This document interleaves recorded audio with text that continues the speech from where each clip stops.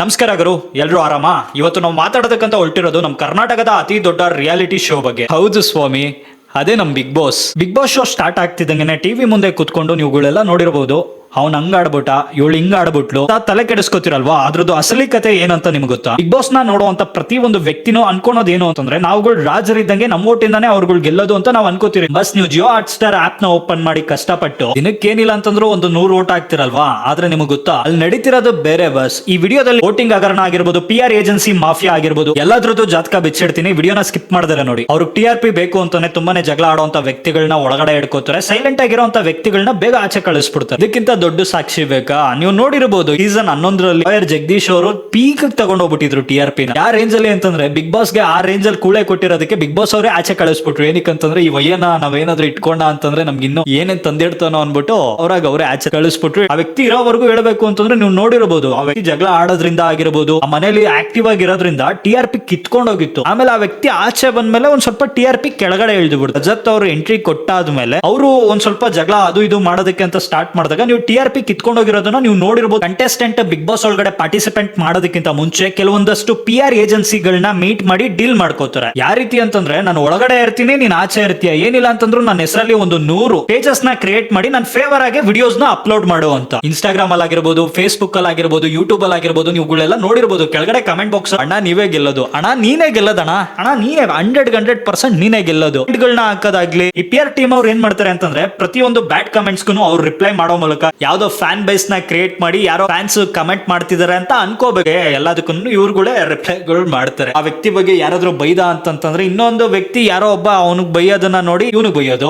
ಆ ರೀತಿ comment box ಗಳಲ್ಲಿ ಕಿತ್ತಾಡ್ಕೊಳ್ಳೋದು. ಇದೆಲ್ಲ ಹೇಳ್ಬೇಕು ಅಂತಂದ್ರೆ, ಒಂದ್ ಸೆಟಪ್ ಆಫ್ ಹೇಳ್ಬೇಕು ಅಂತಂದ್ರೆ PR ಗಿಮಿಕ್. ಅವ್ರ ಹೆಸರಲ್ಲಿ ಪೇಜ್ ನ ಕ್ರಿಯೇಟ್ ಮಾಡಿ ವರ್ಕ್ ಮಾಡ್ತಿರೋಂತ ಬಾಟ್ ಗಳು ಹೇಳ್ಬೇಕು ಅಂತಂದ್ರೆ ಇದನ್ನೆಲ್ಲ ಹ್ಯಾಂಡಲ್ ಮಾಡ್ತಾ ಇರ್ತಾರೆ. ಅವ್ರ ಬಗ್ಗೆ ಯಾವ್ದೇ ರೀತಿ ನೆಗೆಟಿವ್ ಆಗಿ ಹೋಗ್ದಂಗೆ ಒಂದು ವ್ಯಕ್ತಿನ ಒಳ್ಳೆಯವನಾಗ್ಲಿ ಕೆಟ್ಟವನಾಗ್ಲಿ ಮಾಡೋದು ಈ PR ಟೀಮ್. ಮಾಡ್ತಿದಾರೆ ಅಂತಂದ್ರೆ ಅವ್ರಿಗೇನು ಸುಮ್ನೆ ಮಾಡ್ತಿರಲ್ಲ, ಅವ್ರಿಗೆಲ್ಲ ಒಳ್ಳೊಳ್ಳೆ ಪೇಮೆಂಟ್ ಗಳೇ ಇರುತ್ತೆ. ಏನಕ್ಕಂತಂದ್ರೆ, ನೀವು ನೋಡಿರ್ಬೋದು ಬಿಗ್ ಬಾಸ್ ಶೋ ಒಳಗಡೆ ಹೋಗ್ತಿರೋ ಒಂದು ವ್ಯಕ್ತಿಗಳು ಲಕ್ಷಾಂತರ ರೂಪಾಯಿ ಬಟ್ಟೆಗಳು ಆಗಿರ್ಬೋದು, ಲಕ್ಷಾಂತರ ರೂಪಾಯಿ ಮೇಕಪ್ ಕಿಟ್ಸ್ ಆಗಿರ್ಬೋದು, ನೀವುಗಳು ನೋಡಿರ್ಬೋದು. ಪ್ರತಿಯೊಂದು ಸೀಸನ್ ಅಲ್ಲೂ ನೋಡಿರ್ಬೋದು, ನಂದು ಬಟ್ಟೆ ಅಷ್ಟು ಲಕ್ಷ, ಮತ್ತೆ ನಂದು ಪ್ಯಾಂಟ್ ಇಷ್ಟು ಲಕ್ಷ. ಕಮೆಂಟ್ ಬಾಕ್ಸ್ ಅಲ್ಲಿ ಬರೀಬಹುದು. ಅವ್ರಗಳ ಹೆಸರನ್ನ ಕಮೆಂಟ್ ಬಾಕ್ಸ್ ಅಲ್ಲಿ ನಿಮ್ಗೆ ಬಿಟ್ಟಿದೀನಿ, ನೀವು ಬರೀಬಹುದು. ನಾನು ಯಾರ ಹೆಸರುಗಳನ್ನ ತಗೊಳೋದಕ್ಕೆ ಹೋಗಲ್ಲ. ಏನಕ್ಕಂತಂದ್ರೆ, ಬಿಗ್ ಬಾಸ್ ಮಾಮ ಕಾಯ್ಕೊಂಡಿರ್ತಾನೆ. ಏನಕ್ಕಂತಂದ್ರೆ, ಮಗನೇ ನನ್ ಬಗ್ಗೆ ಮಾತಾಡ್ತಿದ್ಯಲ್ಲ, ನನ್ ಬಗ್ಗೆ ಯಾವ್ದಾದ್ರು ಒಂದು ಕ್ಲಿಪ್ ನ ಯೂಸ್ ಮಾಡು, ನಿನ್ಗೆ ಡೈರೆಕ್ಟ್ ಆಗಿ ಶೂಟ್ ಮಾಡ್ತೀನಿ ಅನ್ಬಿಟ್ಟು. ಇವಾಗ ಬಿಗ್ ಬಾಸ್ ಬಗ್ಗೆ ಮಾತಾಡ್ತಿದೀನಿ, ಬಿಗ್ ಬಾಸ್ ಬಗ್ಗೆ ಮಾತಾಡ್ತಿರೋದು ಯಾವ್ದಾದ್ರು ಒಂದು ಕ್ಲಿಪ್ಸ್ ನ ಆಗ್ದ ಅಂತಂದ್ರೆ ಏನ್ ಮಾಡ್ತಾನೆ ಅಂತಂದ್ರೆ, ಬಿಗ್ ಬಾಸ್ ಆ ಕಡೆಯಿಂದ ಕಾಪಿರೈಟ್ ಹೊಡಿತಾನೆ. ಅದಕ್ಕೋಸ್ಕರ ನಾನು ಯಾವುದೇ ಕಾರಣಕ್ಕೂ ಯಾವುದೇ ವಿಡಿಯೋಸ್ ನ ಬಳಸ್ಕೊಂಡರೆ ಹಂಗೆ ಎಕ್ಸ್ಪ್ಲೈನ್ ಮಾಡೋದಕ್ಕೆ ಟ್ರೈ ಮಾಡ್ತೀನಿ. ಇದು ಯಾವುದೇ ರೀತಿ ನೆಗೆಟಿವ್ ಸ್ಪ್ರೆಡ್ ಮಾಡೋದಕ್ಕೋಸ್ಕರ ನಾನು ಮಾಡ್ತಿರೋಂತ ವಿಡಿಯೋ ಅಲ್ಲ. ಒಂದು ಬಿಗ್ ಬಾಸ್ ಶೋ ಯಾವ ರೀತಿ ವರ್ಕ್ ಆಗುತ್ತೆ ಅನ್ನೋದನ್ನ ನಿಮಗೆ ತಿಳಿಸೋದಕ್ಕೋಸ್ಕರ ಮಾಡ್ತಿರೋಂತ ವಿಡಿಯೋ ಅಷ್ಟೇ. ನೀವು ಯಾರಾದ್ರೂ ಬಿಗ್ ಬಾಸ್ ಶೋ ಬಗ್ಗೆ ಕೆಟ್ಟದಾಗಿ ಮಾತಾಡ್ತಿದ್ದೀನಿ ಅಂತ ಏನಾದ್ರು ಅಂದ್ಕೊಂಡ ಅಂತಂದ್ರೆ, ಇದು ಯಾವುದೇ ಕಾರಣಕ್ಕೂ ಕೆಟ್ಟದಾಗಿ ಮಾತಾಡ್ತಿರೋದಲ್ಲ. ಬಿಗ್ ಬಾಸ್ ಶೋ ಯಾವ ರೀತಿ ವರ್ಕ್ ಆಗುತ್ತೆ ಅನ್ನೋದಕ್ಕೋಸ್ಕರ ನಾನು ನಿಮ್ಗೆ ಎಕ್ಸ್ಪ್ಲೈನ್ ಮಾಡ್ತಿರೋದು.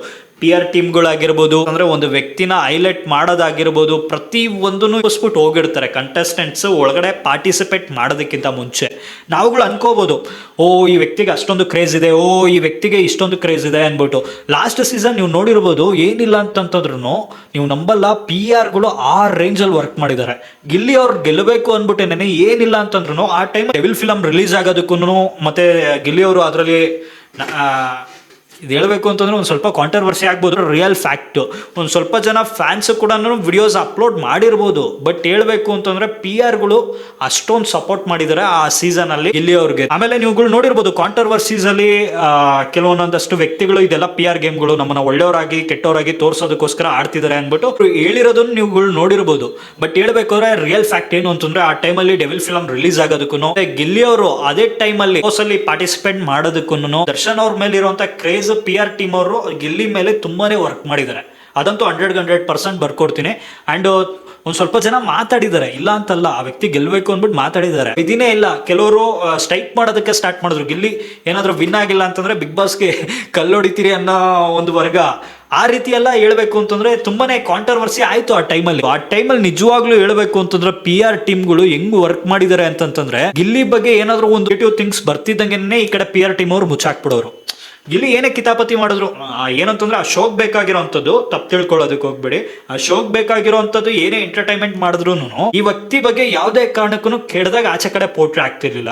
ಈ ವ್ಯಕ್ತಿ ವಿರುದ್ಧ ಯಾವನಾದ್ರೂ ಮಾತಾಡಿದ್ರೆ ಸಾಕು ಏನಾಗ್ಬಿಡೋದು ಅಂತಂದ್ರೆ ಈ ಕಡೆ ಎಲ್ಲಾ PR ಟೀಮ್ಗಳು ಸೇರ್ಕೊಂಡು ಕೆಲವೊಂದೊಂದು ಇಂಟರ್ವ್ಯೂಗಳಲ್ಲಿ ನೋಡಿರ್ಬೋದು ನೀವುಗಳು. ಯಾವ ಸೀಸನ್ ಅಲ್ಲೂ ಈ ತರ ಕ್ರೇಜ್ ನ ನೋಡಿಲ್ಲ ಅಂತ ತುಂಬಾ ಜನ ಹೇಳಿದ್ರೆ. ಬಟ್ ಹೇಳ್ಬೇಕು ಅಂತಂದ್ರೆ ಯಾವ ಸೀಸನ್ ಅಲ್ಲೂ ಈ ತರ PR ಟೀಮ್ಗಳು ವರ್ಕ್ ಮಾಡಿಲ್ಲ. ಒಂದು part of time Bigg Boss ಯಾವ ರೀತಿ ಆಗ್ಬಿಡ್ತು ಅಂತಂದ್ರೆ ಹೋದ್ ಸೀಸನ್ ಗಿಲ್ಲಿನ ಗೆಲ್ಲಿಸ್ಲಿಲ್ಲ ಅಂದ್ರೆ ಬಾಸ್ ಬಗ್ಗೆ ತಪ್ಪಾಗಿ ತಿಳ್ಕೊತಾರೆ ಅನ್ನೋದಕ್ಕೋಸ್ಕರ ಗಿಲ್ಲಿ ಅವ್ರನ್ನ ಗೆಲ್ಸಿರೋದು. ಬಟ್ ಹೇಳ್ಬೇಕು ಅಂದ್ರೆ ಆ ಟೈಮಲ್ಲಿ ಗಿಲ್ಲಿ ಅವರು ಡೆವಿಲ್ ಫಿಲಮ್ ಅಲ್ಲಿ ಆಕ್ಟ್ ಮಾಡಿರೋದಕ್ಕೂ ಡೆವಿಲ್ಗೆ ಪ್ರಮೋಷನ್ ಸಿಗೋದಕ್ಕೋಸ್ಕರನೇ ಹೇಳ್ಬೇಕು ಅಂತಂದ್ರೆ ಆ ಟೈಮಲ್ಲಿ ತುಂಬಾನೇ PR ಗಳು ತುಂಬಾನೇ ವರ್ಕ್ ಮಾಡಿದ್ದಾರೆ. ಬಟ್ ಒಂದು ವ್ಯಕ್ತಿನ ಡಿಗ್ರೇಡ್ ಮಾಡ್ಬಿಟ್ಟು ತೋರ್ಸೋ ರೀತಿ ಮಾಡೋದು ತುಂಬಾನೇ ತಪ್ಪು. ಇವಾಗ ಒಂದು ವ್ಯಕ್ತಿನ ಹೈಲೈಟ್ ಮಾಡಿ ತೋರಿಸ್ರಿ ಬೇಡ ಅಂತ ಅನ್ನಲ್ಲ, ಬಟ್ ಒಂದು ವ್ಯಕ್ತಿನ ಡಿಗ್ರೇಡ್ ಮಾಡ್ಬಿಟ್ಟು ಒಂದು ವ್ಯಕ್ತಿನ ಹೈಲೈಟ್ ಮಾಡೋದು ತುಂಬಾನೇ ತಪ್ಪು. ಏನಕ್ಕಂದ್ರೆ ಅವ್ರಿಗೂ ಫ್ಯಾಮಿಲಿಗಳು ಇರ್ತವೆ. ಕಾಮೆಂಟ್ ಬಾಕ್ಸ್ಗಳನ್ನ ನೋಡ್ಬೇಕು, ಅವ್ರ ಫ್ಯಾಮಿಲಿ ಗಂಟೆ ಎಲ್ಲ ಏನಕ್ಕೆ ಹೋಗ್ಬೇಕು? ನೀವುಗಳೇ ಯೋಚನೆ ಮಾಡಿ, ಒಂದ್ ಸೆಕೆಂಡ್ ನೀವುಗಳೇ ಯೋಚನೆ ಮಾಡಿ. ಇವಾಗ ಒಳಗಡೆ ಆಟ ಆಡ್ತಿರೋಂಥ ವ್ಯಕ್ತಿಗಳ ಬಗ್ಗೆ ಮಾತಾಡ್ಬೇಕಾ, ಇಲ್ಲ ಅಂತಂದ್ರೆ ಅವ್ರ ವ್ಯಕ್ತಿಗಳ ಫ್ಯಾಮಿಲಿಗ ಹೋಗ್ಬೇಕಾ? ಆ ರೀತಿ ಎಲ್ಲ ಆಗಿತ್ತು ಹೋದ್ ಸೀಸನ್. ಹೇಳ್ಬೇಕು ಅಂತಂದ್ರೆ ಹೋದ್ ಸೀಸನ್ ತುಂಬಾನೇ PR ಮಾಡಿದ್ದಾರೆ. ಅವ್ರು ಜೈಲಲ್ಲಿ ಇರೋದ್ರಿಂದ, ಡೆವಿಲ್ ಫಿಲಂ ರಿಲೀಸ್ ಆಗಿರೋದ್ರಿಂದ, ಗಿಲ್ಲಿ ಅವ್ರು ಅದ್ರಲ್ಲಿ ಆಕ್ಟ್ ಮಾಡಿರೋದ್ರಿಂದ ಫ್ಯಾನ್ ವಾರ್ ಇದ್ರಲ್ಲಿ ಆಟೋಮೆಟಿಕ್ಲಿ ಕ್ರಿಯೇಟ್ ಮಾಡ್ಬಿಟ್ರು. ಬಟ್ ಪಬ್ಲಿಸಿಟಿ ಮಾಡಿದ್ದು ತಪ್ಪಂತ ನಾನು ಹೇಳ್ತಿಲ್ಲ. ಬಟ್ ಏನ್ ತಪ್ಪಂತ ನಾನು ಹೇಳ್ತಿದ್ದೀನಿ ಅಂತಂದ್ರೆ ಒಂದು ವ್ಯಕ್ತಿನ ಡಿಗ್ರೇಡ್ ಮಾಡಿ ಒಂದು ವ್ಯಕ್ತಿನ ಹೈಲೈಟ್ ಮಾಡೋದಿದೆಯಲ್ಲ ಅದು ತುಂಬಾನೇ ತಪ್ಪು. ಆ ವ್ಯಕ್ತಿದು ಗಿಲ್ಲಿ ಅವ್ರದ್ದು ತಪ್ಪು ಅಂತ ಹೇಳೋದಕ್ಕಾಗಲ್ಲ. PR ಇರ್ತಾರಲ್ಲ, ಅದು ಯಾರು ಒಬ್ಬ ಅಂತಂತಂದ್ರೆ ಏನೋ ನೋಡ್ಬೋದು, ಒಂದು 100-200 ಜನ PR ಈ ಕಡೆ ಇದ್ ಮಾಡ್ತಿದ್ದ ಅಂತಂದ್ರೆ ಯಾರನ್ನಂತ ಇವ್ರುಗಳು ಇದ್ ಮಾಡೋದಕ್ಕಾಗತ್ತೆ? ನೀವುಗಳೇ ಯೋಚನೆ ಮಾಡಿ. ಬಟ್ ಪ್ರತಿಯೊಂದು ವ್ಯಕ್ತಿಗಳಿಗೂ ಫ್ಯಾಮಿಲಿಗಳು ಇರ್ತವೆ ಅನ್ನೋದನ್ನ ಅರ್ಥ ಮಾಡ್ಕೋಬೇಕು PR ಅಂಡ್ ಈ ಸತಿ ಬರೋ ಬಿಗ್ ಬಾಸ್ ಅಲ್ಲಿ ನನ್ನ ಪ್ರಕಾರ ಅದು ಸರಿ ಆಗುತ್ತೆ ಅಂತ ಅನ್ಕೊಂಡಿದೀನಿ. ಬಟ್ ನೀವು ನಿಮ್ಮ ಕಂಟೆಸ್ಟೆಂಟ್ಗೆ ಸಪೋರ್ಟ್ ಮಾಡ್ತೀರಾ, ಮಾಡಿ, ಬೇಡ ಅಂತ ಅನ್ನಲ್ಲ. ಬಟ್ ಆ ಕಂಟೆಸ್ಟೆಂಟ್ಗೆ ಸಪೋರ್ಟ್ ಮಾಡಬೇಕು ಅಂದ್ಬಿಟ್ಟು ಇನ್ನೊಂದು ಕಂಟೆಸ್ಟೆಂಟ್ ನ ಡಿಗ್ರೇಡ್ ನ ಮಾಡೋದಕ್ಕೆ ಹೋಗ್ಬೇಡಿ. ಏನಕ್ಕಂತಂದ್ರೆ ಕಮೆಂಟ್ ಬಾಕ್ಸ್ ಅನ್ನೋದು ಇದೆಯಲ್ಲ, ಒಂದ್ಸತಿ ಯೋಚನೆ ಮಾಡಿ. ಅದೇ ಜಾಗದಲ್ಲಿ ನೀವಿದ್ರೆ ನಿಮ್ಗೆ ಯಾವ ರೀತಿ ಫೀಲ್ ಆಗುತ್ತೆ? ನಿಮ್ ಫ್ಯಾಮಿಲಿ ಅವ್ರಿಗೆ ಯಾರಾದ್ರೂ ಬೈದ ಅಂತಂತಂದ್ರೆ ನೀವ್ ಯಾವ ರೀತಿ ಫೀಲ್ ಮಾಡ್ತೀರಾ? ಅಲ್ಲಿ ಯಾರೋ ಒಬ್ಬ ದುಡ್ಡು 50 ಲಕ್ಷ ದುಡ್ಡು ಕೊಡ್ತಾರೆ, ಅದಕ್ಕೋಸ್ಕರ ಗೆಲ್ಲಬೇಕು ಅಂದ್ಬಿಟ್ಟು ಆಟ ಆಡ್ತಾ ಇರ್ತಾನೆ. ನಿಮಗೆ ದುಡ್ಡು ಕೊಟ್ಟು ಇಟ್ಕೊಂಡಿರ್ತಾನೆ, PR ವರ್ಕ್ ನೀವು ಮಾಡ್ತಾ ಇರ್ತೀರಾ, ನಿಮ್ಮ ಚಾನಲ್ ಇಂಪ್ರೂವ್ ಮಾಡ್ಕೊಳ್ಳೋದಕ್ಕೆ ನೀವು ಮಾಡ್ತಾ ಇರ್ತೀರಾ. ಬಟ್ ಇನ್ನೊಂದು ವ್ಯಕ್ತಿನ ಡಿಗ್ರೇಡ್ ಮಾಡಿ ಅವ್ರ ಫ್ಯಾಮಿಲಿ ಬಗ್ಗೆ ಬಾಯಿಗೆ ಬಂದಂಗೆ ಮಾತಾಡ್ಸೋ ಹಂಗೆ ಮಾಡಿ ಅದರಿಂದ ನಿಮ್ಗೆಲ್ಲ ಏನ್ ಸಿಗುತ್ತೆ ಗೊತ್ತು? ಬಿಗ್ ಬಾಸ್ ಶೋ ಇಂದ ತುಂಬಾ ಜನಗಳು ಹೊಟ್ಟೆ ತುಂಬ್ತಿದೆ ಅನ್ನೋದು ಗೊತ್ತು. ಆ ಒಂದು ಶೋ ಇಂದಾನೆ ಹೇಳ್ಬೇಕು ಅಂತಂದ್ರೆ ತುಂಬಾ ಜನದ ಹೊಟ್ಟೆಗಳು ತುಂಬ್ತಿದೆ. ನಮ್ಮಂತ ಇನ್ಫ್ಲುಯೆನ್ಸರ್ಸ್ ವಿಡಿಯೋಸ್ ಅದ್ರ ಬಗ್ಗೆ ಎಲ್ಲ ಮಾತಾಡ್ತಿರಲ್ಲ, ನಮ್ಮಂತ ಇನ್ಫ್ಲುಯೆನ್ಸರ್ಸ್ ಆಗಿರ್ಬೋದು, PR ಆಗಿರ್ಬೋದು, ಅದರಿಂದ ವರ್ಕ್ ಮಾಡ್ತಿರೋಂಥ ಟೆಕ್ನಿಷಿಯನ್ಸ್ ಆಗಿರ್ಬೋದು, ಪ್ರತಿ ಒಂದು ವ್ಯಕ್ತಿಗಳು ಬಿಗ್ ಬಾಸ್ ಶೋ ಸ್ಟಾರ್ಟ್ ಆಗ್ತಾ ಇದ್ದಂಗೆ ತುಂಬಾನೇ ಹೊಟ್ಟೆ ತುಂಬಿಸ್ಕೊಂತಾರೆ. ಆ ಶೋ ಇಂದಾನೆ ಹೇಳ್ಬೇಕಂದ್ರೆ ತುಂಬಾ ಜನ ಹೊಟ್ಟೆ ತುಂಬಿಸ್ಕೊತಿದ್ದಾರೆ ಅಂತಂದ್ರೆ ತಪ್ಪಲ್ಲ, ಸರಿನೇ. ಬಟ್ ಹೇಳ್ಬೇಕು ಅಂತಂದ್ರೆ ಹೊಟ್ಟೆ ತುಂಬ್ತಿದೆ ಅಂತ ಅನ್ನೋದಕ್ಕೋಸ್ಕರನೇ ಇನ್ನೊಬ್ರನ್ನ ಡಿಗ್ರೇಡ್ ಮಾಡೋದು ತುಂಬಾನೇ ತಪ್ಪಾಗುತ್ತೆ. ಈ ಸತಿ ಹೇಳ್ಬೇಕು ಅಂತಂದ್ರೆ ಅದನ್ನ ಸರಿ ಮಾಡ್ಕೊಳ್ಳಿ PR ಟೀಮ್ಗಳು. ಅಂಡ್ ಯಾರು ಕಂಟೆಸ್ಟೆಂಟ್ಸ್ ಇವಾಗ ಪಾರ್ಟಿಸಿಪೇಟ್ ಮಾಡೋಂಥವ್ರು ಇರ್ತಿರಲ್ವಾ, ನೀವುಗಳು ಅಷ್ಟೇನೆ ನಿಮ್ PR ಟೀಮ್ ಅವ್ರಿಗೆ ಕ್ಲಿಯರ್ ಕಟ್ ಆಗಿ ಹೇಳ್ಬಿಟ್ಟು ಹೋಗಿ. ಏನಕ್ಕಂತಂದ್ರೆ ಗೆಲ್ಬೇಕು ಅನ್ನೋದಕ್ಕೋಸ್ಕರನೇ ಹೋಗೋದು, ಕರೆಕ್ಟ್ ಅಲ್ವಾ? ಹೈಲೈಟ್ ಮಾಡೋದು ತಪ್ಪಲ್ಲ. ಇನ್ನೊಂದು ವ್ಯಕ್ತಿನ ಡಿಗ್ರೇಡ್ ಮಾಡಿ ಹೈಲೈಟ್ ಮಾಡೋದು ತುಂಬಾನೇ ತಪ್ಪು. ಏನಕ್ಕಂತಂದ್ರೆ ಅವ್ರ ಫ್ಯಾಮಿಲಿಗೆ ಮತ್ತೆ ನೆಕ್ಸ್ಟ್ ಅವ್ರ ಫ್ಯೂಚರ್ಗೆ ತುಂಬಾನೇ ಎಫೆಕ್ಟ್ಸ್ ಆಗುತ್ತೆ. ಇವಾಗ ನೋಡಿರ್ಬೋದು, ಡಾಕ್ ಸತೀಶ್ ಅವರೇ ಆಗಿರ್ಬೋದು, ಹೆಸರು ಎತ್ಕೋಬಾರ್ದು ಅಂತ ಅನ್ಕೊಂಡಿದ್ದೆ, ಅವ ಏನ್ ಕೇಳಲೇಬೇಡ್ರಿ. ಇವಾಗ ರೋಡಲ್ಲಿ ಎಲ್ಲಾದ್ರೂ ನಡ್ಕೊಂಡು ಹೋಗ್ತಿದ್ರೆ ಡಗ್ ಅಂತ ಕರೆಯೋ ರೀತಿ ಮಾಡ್ಬಿಟ್ಟಿದಾರೆ ಪಬ್ಲಿಕ್. ಮತ್ತೆ ಅಶ್ವಿನಿ ಗೌಡ ಅವ್ರನ್ನೂ ಆಗಿರ್ಬೋದು, ಆ ವ್ಯಕ್ತಿನೂ ಅಷ್ಟೇ ದೊಡ್ಡದಾಗಿ ವಿಲನ್ ತರನೇ ತೋರಿಸ್ಬಿಟ್ರು. ಗಿಲ್ಲಿನೇ ಹೈಲೈಟ್ ಮಾಡಿ ಆ ವ್ಯಕ್ತಿನ ವಿಲನ್ ತರ ತೋರಿಸ್ಬಿಟ್ರು. ಕೆಲವೊಂದೊಂದು ಪದ ಬಳಕೆಗಳು ಮಾಡಿದ್ರು ಆ ವ್ಯಕ್ತಿ, ಓಕೆನಾ? ಆ ಪದ ಬಳಕೆಗಳನ್ನ ಹಿಡ್ಕೊಂಡು ಟ್ರೋಲ್ಗಳು ಮಾಡಿದ್ದು ಹಬ್ಬಾ. ಬಟ್ ಬಿಗ್ ಬಾಸ್ ಶೋ ತುಂಬಾ ಜನಕ್ಕೆ ಅನ್ನ ಕೊಡ್ತಿದೆ ನಿಜ. ಮತ್ತೆ ಕೆಲವೊಂದಷ್ಟು ಜನಗಳದು ಇನ್ ಫ್ಯೂಚರ್ ಅನ್ನ ತಿಂತಿರೋಂತ ವ್ಯಕ್ತಿಗಳು ಕೆಲವೊಂದಷ್ಟು ಜನದ್ದು ಅನ್ನಗಳು ಕಿತ್ಕೋತಿದ್ದಾರೆ ಅಂತ ನಿಮಗೂ ಗೊತ್ತಾಗ್ತಿಲ್ಲ. ಹೇಳ್ಬೇಕು ಅಂತಂದ್ರೆ ಕೆಲವೊಂದಷ್ಟು ಜನಗಳದ್ದು ವ್ಯಾಲ್ಯೂ ಕಡಿಮೆ ಮಾಡ್ತಿದ್ದಾರೆ. ಬಿಗ್ ಬಾಸ್ ಶೋದೇನೋ ತಪ್ಪಿಲ್ಲ, ಅದು ಸ್ಕ್ರಿಪ್ಟೆಡ್ ಅಂತ ನಾನು ಹೇಳಲಿಕ್ಕೂ ಹೋಗಲ್ಲ. ಏನಕ್ಕಂತಂದ್ರೆ ಅದು ಸ್ಕ್ರಿಪ್ಟೆಡ್ 24 hours ಸ್ಕ್ರಿಪ್ಟೆಡ್ ಮಾಡ್ಲಿಕ್ಕೆ ಸಾಧ್ಯನೇ ಇಲ್ಲ. ಯಾವುದೇ ಒಂದು ಶೋ ತಗೊಳ್ಳಿ, 1 hour 2 hour. ಇವಾಗ ನಾನು ಮಾತಾಡ್ತಿದ್ದೀನಲ್ಲ, ಕೆಲವೊಂದಷ್ಟು ನಾ ಸ್ಕ್ರಿಪ್ಟ್ ಮಾಡ್ಕೊಂಡು ಮಾತಾಡಿರ್ತೀನಿ, ಕರೆಕ್ಟ್. ಏನಕ್ಕಂತಂದ್ರೆ ಯೂಟ್ಯೂಬ್ ಕಂಟೆಂಟ್ ಬೇಕಲ್ವಾ, ಆ ಕಂಟೆಂಟ್ಗೋಸ್ಕರನೇ ಕೆಲವೊಂದಷ್ಟು ಸ್ಕ್ರಿಪ್ಟ್ ಮಾಡ್ಬಿಟ್ಟು ಮಾತಾಡಿರ್ತೀನಿ. ಬಟ್ ಹೇಳ್ಬೇಕು ಅಂದ್ರೆ ಮಾತಾಡುವಂತ ಫ್ಲೋ ಅಲ್ಲಿ ಪ್ರತಿಯೊಂದು ಸ್ಕ್ರಿಪ್ಟೆಡ್ ಆಗಿರಲ್ಲ. ಅದೇ ರೀತಿನೇ ಹೇಳ್ಬೇಕು ಅಂತಂದ್ರೆ ಅವರೊಂದು ಗೈಡ್ ನ ಮಾಡ್ತಾರೆ, ಈ ರೀತಿ ಇರಬೇಕು ಅನ್ಬಿಟ್ಟು ಗೈಡ್ ನ ಮಾಡಿರ್ತಾರೆ. ಅದೇ ರೀತಿನೇ ಅವ್ರುಗಳನ್ನು ನಡ್ಕೊಂಡು ಹೋಗ್ತಾರೆ ಅಷ್ಟೇನೆ.